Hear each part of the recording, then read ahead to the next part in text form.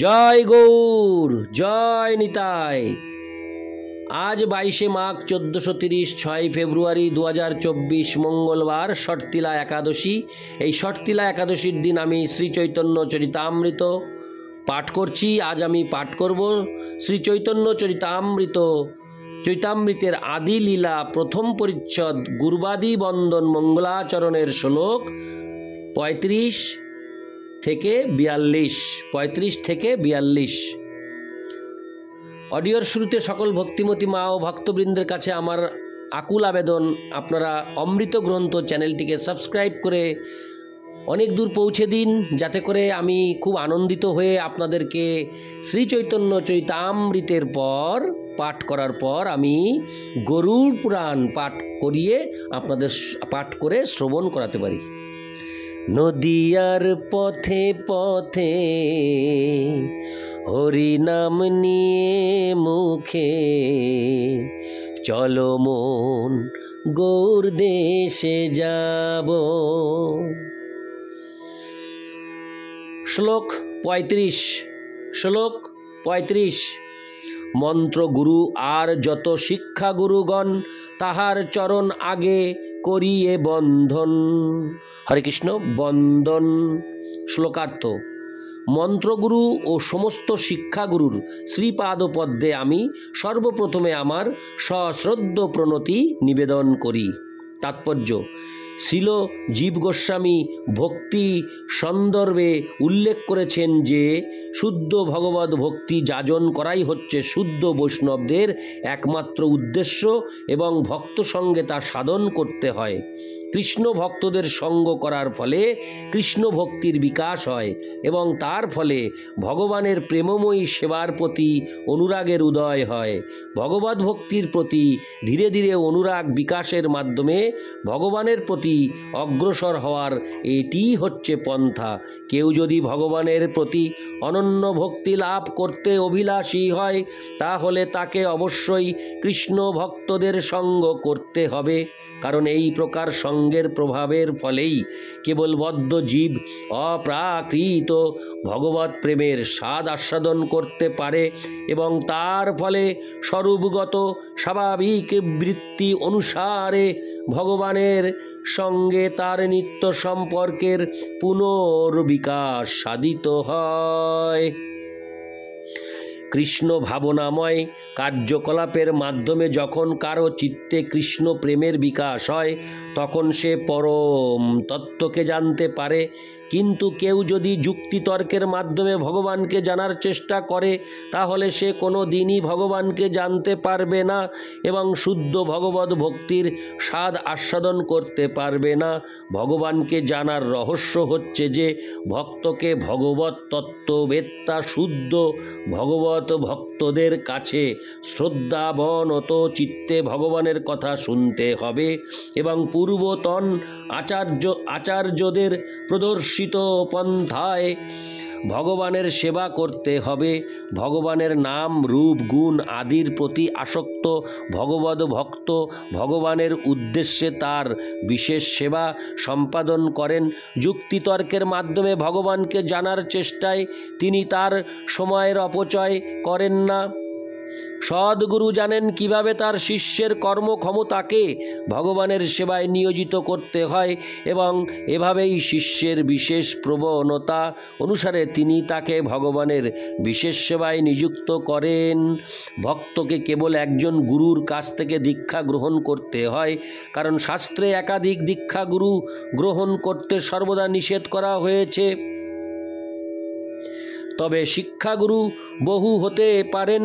সাধারণত যে গুরুদেব শিষ্যকে পারমার্থিক বিজ্ঞান সম্বন্ধে নিরন্তর উপদেশ প্রদান করে থাকেন, তিনি পরবর্তীকালে তার দীক্ষাগুরু হন।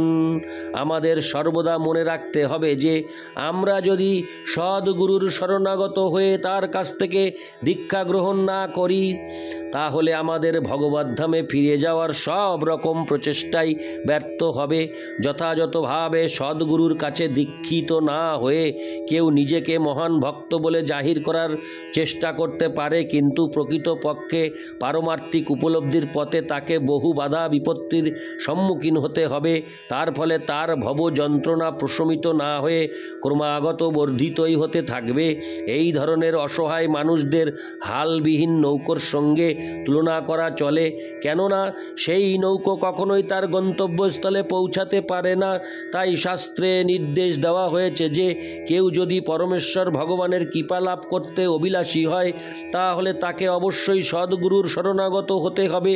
সদ্গুরুর সেবা না করে কখনোই পারমার্থিক জীবনে অগ্রসর হওয়া যায় না। সরাসরিভাবে সদ্গুরুর সেবা করার সুযোগ পাওয়া না গেলে ভক্তের কর্তব্য হচ্ছে সর্বদা তার নির্দেশ পালন করার মাধ্যমে তার সেবা করা। গুরুদেবের বাণী ও বপুর মধ্যে কোনো পার্থক্য নেই, তাই তার অনুপস্থিতিতে তার বাণী শিষ্যের পরম পাথেয় হওয়া উচিত। কেউ যদি মনে করে যে কারো নির্দেশ গ্রহণ করার প্রয়োজন তার নেই, এমনকি গুরুদেবেরও নির্দেশ গ্রহণ করার প্রয়োজন নেই, তাহলে সে ভগবানের চরণে অপরাধী হয়। এই ধরনের অপরাধী ব্যক্তি কখনোই ভগবানের কাছে ফিরে যেতে পারে না। এটি একান্ত প্রয়োজনীয় যে শাস্ত্রের নির্দেশ অনুসারে সদ্গুরু গ্রহণ করতে হয়। শ্রীল জীব গোস্বামী উপদেশ দিয়েছেন, বংশানুক্রমিকভাবে সামাজিক প্রথার বশবর্তী হয়ে কুলগুরু গ্রহণ না করতে পারমার্থিক জীবনে যথার্থভাবে অগ্রসর হওয়ার জন্য সদ্গুরুর অনুসন্ধান করা অবশ্য কর্তব্য। ইতি শ্লোক 35। শ্লোক 36।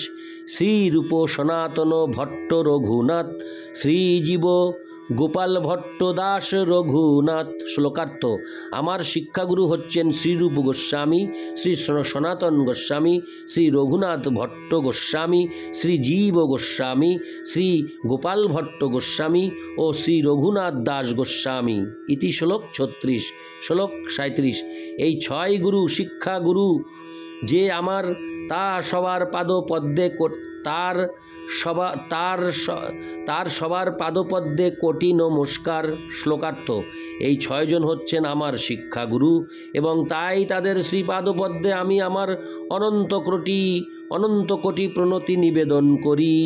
তাৎপর্য: এই 6 গোস্বামীকে তার শিক্ষাগুরু রূপে স্বীকার করে এই গ্রন্থের প্রণেতা স্পষ্টভাবে বুঝিয়ে দিয়েছেন যে তাদের